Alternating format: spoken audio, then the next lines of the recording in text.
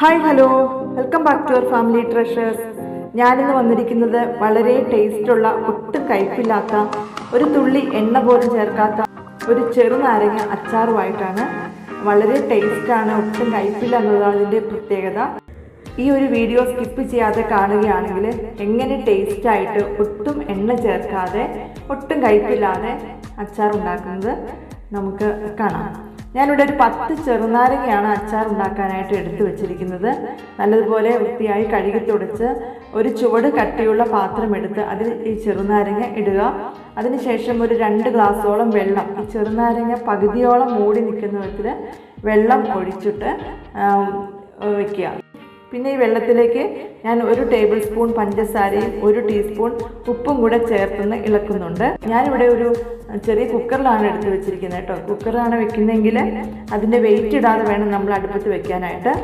നമ്മളിത് അടുപ്പത്ത് വെച്ച് നല്ല പോലെ ആവി വന്നതിന് ശേഷം നമുക്കൊന്ന് ഓഫാക്കി വയ്ക്കാം. പിന്നെ പ്രത്യേകം ശ്രദ്ധിക്കേണ്ടത്, അതിനുശേഷം പെട്ടെന്ന് തന്നെ നമ്മൾ ആ വെള്ളത്തിൽ നിന്നും ഈ ചെറുനാരങ്ങ മാറ്റി വെക്കണം. ഇനി നമ്മൾ ഉപയോഗിക്കുന്ന പാത്രങ്ങളൊന്നും ഒട്ടും നനവ് ഉണ്ടാകാൻ പാടില്ല.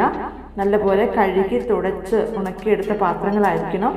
നമ്മൾ ഈ ചെറുനാരങ്ങ നമ്മളുടെ ഇഷ്ടമനുസരിച്ചൊന്ന് കട്ട് ചെയ്ത് വെക്കാം. ഞാനിവിടെ ഒരു ചെറുനാരങ്ങ 8 കഷ്ണങ്ങളാക്കിയിട്ടാണ് കട്ട് ചെയ്തിരിക്കുന്നത്. അതിനുശേഷം അതിലേക്ക് 1 ടീസ്പൂൺ ഉപ്പും 3 ടേബിൾ സ്പൂൺ പഞ്ചസാരയും ചേർത്ത് നന്നായിട്ട് ഇളക്കുന്നുണ്ട്. അതുപോലെ 4 ടേബിൾ സ്പൂൺ വിനാഗിരിയും കൂടെ ചേർത്ത് മിക്സ് ചെയ്ത് വെക്കുന്നുണ്ട്. പിന്നെ ഞാൻ നോക്കിയപ്പോൾ കുറച്ചും കൂടി ഉപ്പ് കുറവായിരുന്നു. അപ്പോൾ ഉപ്പൊക്കെ നമ്മൾ ആവശ്യത്തിന് ചേർക്കുക. അതുപോലെ പഞ്ചസാരയും കുറച്ചൊരു മുന്നിട്ട് നിന്നോട്ടെ, പക്ഷേ പിന്നീട് അതിങ്ങനെ ഓവറായിട്ട് മധുരമൊന്നും കാണില്ല. പിന്നെ അതുപോലെ നമ്മൾ നല്ലപോലെ മിക്സ് ചെയ്തതിന് ശേഷം നമുക്ക് നല്ലപോലെ കഴുകി തുടച്ച് ഉണങ്ങിയ ഒരു ചില്ലുകുപ്പി എടുത്ത് അതിന് ഇട്ട് വയ്ക്കുക. പ്രത്യേകം ശ്രദ്ധിക്കുക, ചില്ലുകുപ്പിയാണ് ഏറ്റവും നല്ലത്. പിന്നെ നമ്മൾ ഒരാഴ്ചയോ 2 ആഴ്ചയോളൊക്കെ ഇത് വെച്ചിരിക്കുന്നതാണ് ഏറ്റവും നല്ലത്. ഞാനിത് 2 ആഴ്ച ഒന്ന് വെച്ചിരുന്നു. ഫ്രിഡ്ജിലാണ് വെച്ചത്. പുറത്ത് വെച്ചാലും ഇത് പൂത്ത് പോകുമൊന്നുമില്ല. അപ്പോൾ എന്നിട്ട് നമ്മൾ എടുത്തതിന് ശേഷം അതിലേക്ക് നമുക്കിനി ഒരു 2 ടീസ്പൂൺ മുളക് പൊടിയും 1.5 ടീസ്പൂൺ അച്ചാർ പൊടിയും കൂടെ ചേർത്ത് ഒന്ന് ചൂടാക്കി എടുക്കണം. വെറുതെ ഒന്ന് ഒരു പാത്രം അടുപ്പത്ത് വെച്ച് ഒന്ന് ചൂടാക്കുക. ഒട്ടും കരിഞ്ഞു പോകരുത്. അതിലൊരു ആവി വരുമ്പോഴേക്കും നമ്മൾ ആ ഫ്ലെയിം ഒന്ന് ഓഫ് ചെയ്തിട്ട് ഒന്ന് ഇളക്കിക്കൊണ്ടിരിക്കണം. കരിഞ്ഞു പോകാതിരിക്കുന്നതിനാണ് ഇങ്ങനെ ചെയ്യുന്നത്.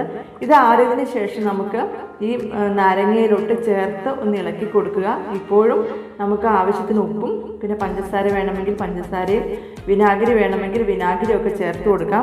ഞാനിവിടെ നോക്കിയിട്ട് കുറച്ച് ഉപ്പും കുറച്ച് പഞ്ചസാരയൊക്കെ ചേർത്ത് കൊടുത്തിട്ടുണ്ട്. വിനാഗിരി ഒട്ടും വേണ്ട, കാരണം ഒട്ടും കയ്പില്ലായിരുന്നു കേട്ടോ. അതാണ് ഈ ഒരു അച്ചാറിൻ്റെ പ്രത്യേകത. ഒട്ടും നമ്മൾ എണ്ണയും ചേർത്തിട്ടില്ല, വളരെ ഹെൽത്തിയാണ്. നമ്മൾ മുളകും ഇഞ്ചിയും വെളുത്തുള്ളിയും കറിവേപ്പിലൊന്നും ചേർത്തിട്ടില്ലെങ്കിൽ പോലും ഒട്ടും ടേസ്റ്റ് കുറവില്ല. ഇതൊക്കെ ചേർത്താൽ പൂത്തു പോകാനുള്ള സാധ്യതയുണ്ട്.